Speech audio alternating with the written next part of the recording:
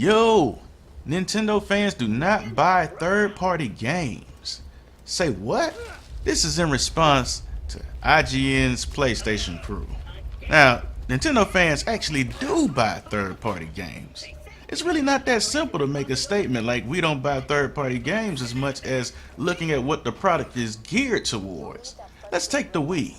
The Wii took a different path than other traditional consoles and was marketed with its motion controls.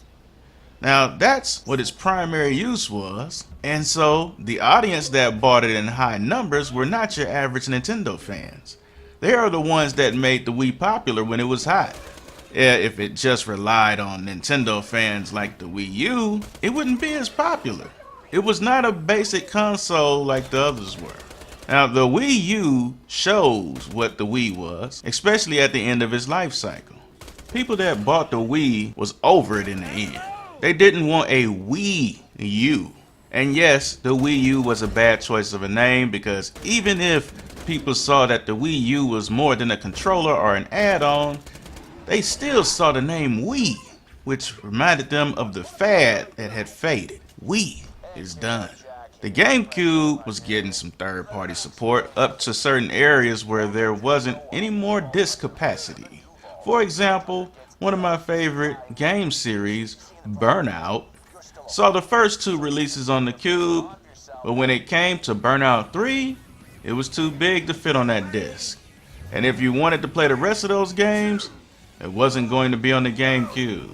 Even with the N64, devs made more games for the first PlayStation because discs were much cheaper and it had a larger capacity. I bought an N64 because loading times and Nintendo, but a lot of games I would want to play were being made for the PS1. At the end of the Nintendo 64's life cycle, I played a small amount of great games, but it didn't look good for the console. It's not that Nintendo fans do not buy third-party games.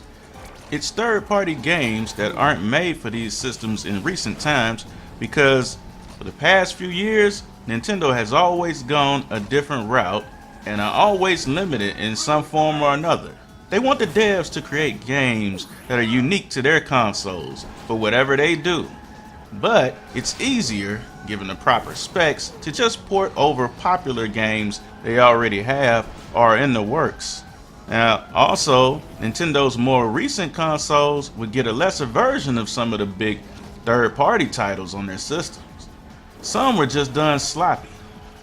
Now, that could have been due to the Wii consoles having less to work with, especially the Wii's disk space, or they just didn't want to spend the time and money for it like that in hopes that the third-party games were accepted just off of the name recognition alone. Still, fans do buy the games if they are there and if they are good. Of course Nintendo's games tend to sell more, but we're talking about Nintendo. We're not talking Sony, which had made a lot of great exclusives over the years for their systems, or Microsoft.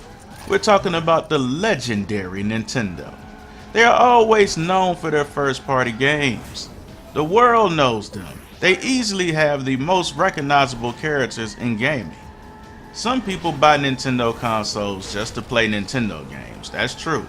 But that's not the majority of fans at all. Just if you leave them with no choice, hey. Yeah, this was odd when I heard this from the IGN PlayStation crew. One of the reasons I hadn't bought another Nintendo console yet is because they may not have the games to fill it out, or they may not have that extra third-party support.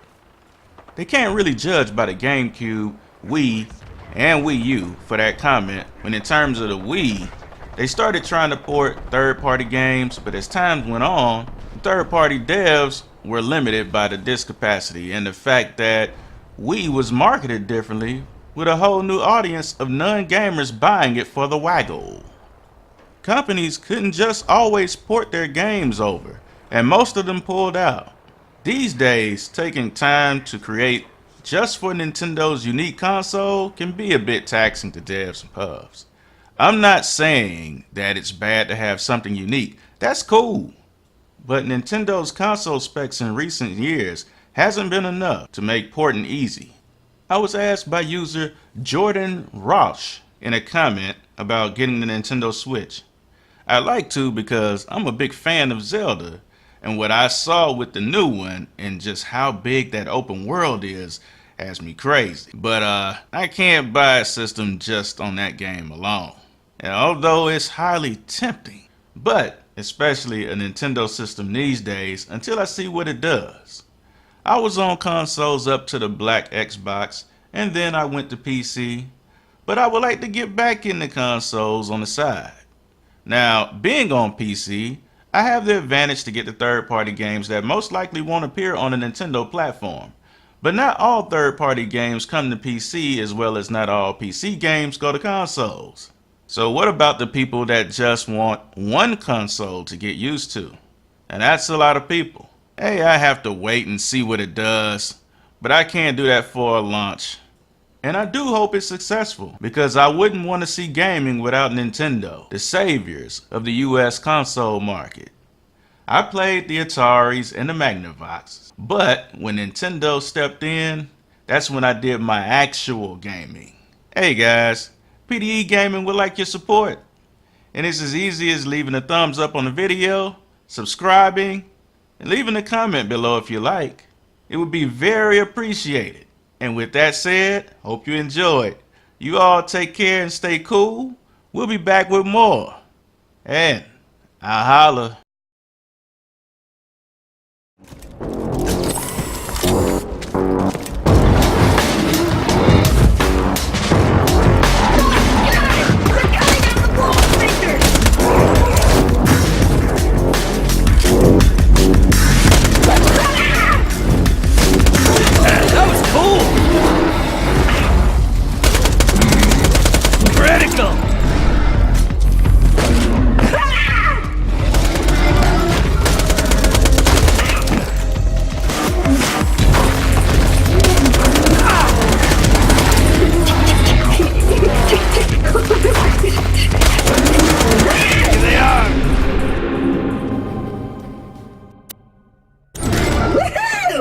If you would, retrieve my eye for me. Oh, and I apologize for saying wall sphincters. I say that a lot when I'm frightened.